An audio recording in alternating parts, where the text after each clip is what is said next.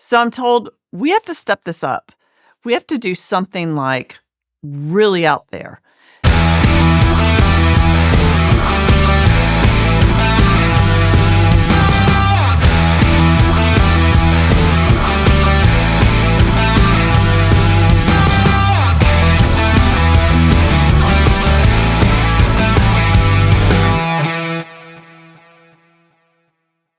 So we decided we were going to do a Carnival Christmas, and we were going to contract a 50-some-foot Ferris wheel to be in our parking lot.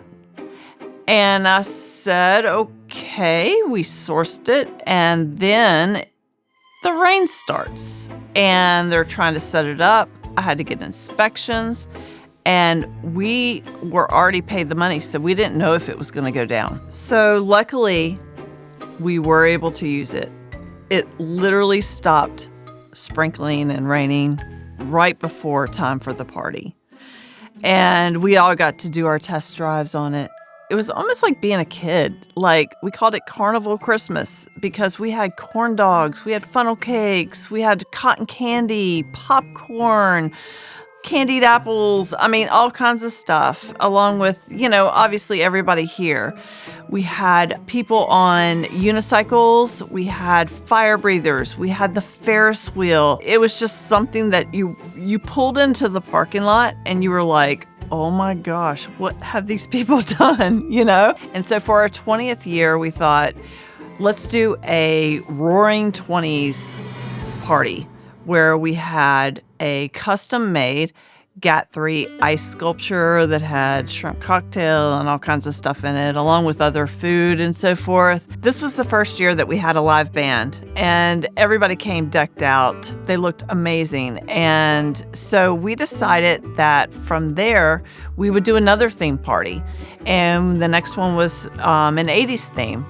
And we encouraged people to, if they wanted to, dress up in the 80s. And they really showed up and showed out.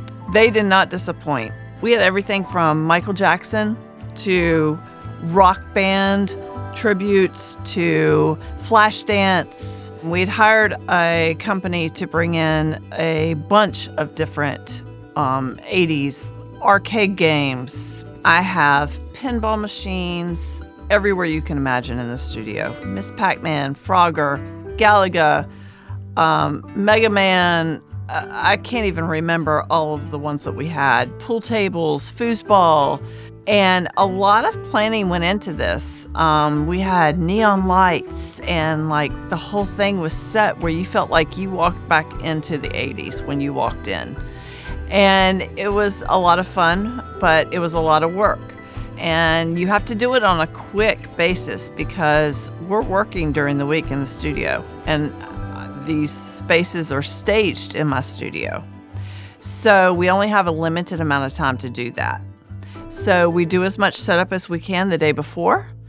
And then the rest of the finer things, putting out plates and tables and food, comes the next day. So it's the day of the party. And we're heading out early that morning in order to get there to receive all of these arcade games, tell them where to put them and that kind of thing, and set up everything. And we're on our way. We're heading up 77 North to get to the studio. And out of nowhere, this guy rams into the back of us on 77.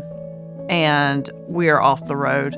Our tire is blown, we cannot drive, and I have a party that's going down for a lot of people. So I'm dealing with police on the side of the road, insurance companies, the person who hit us. Our car was not able to be driven, so it had to be towed, and I still had a party to put on. Now, while I'm talking to all of these people, the company that I rented all the arcade games from are calling me, and they're saying, we're here at the studio. Where would you like us to put everything? And it's like, I don't even know where to tell you because I haven't seen the things, and I don't know how much space it's going to take up. I got to spread it out, and I'm freaking out. but it has to get done. So I am calling other employees that I have there at the studio, and I'm like, this is what's happened. I'm stuck on the side of the road, and I need someone to come get us, and we need to unload these extra decorations and so forth that I have in the back of the car. I need to tell these people where they need to put things. And I'm having to work all of this out over the phone while in the middle of all this other madness. These are only a few of the great stories that we have with Gat3 parties, stories, experiences in the studio. And what I look forward to is making others and more memories with all of you.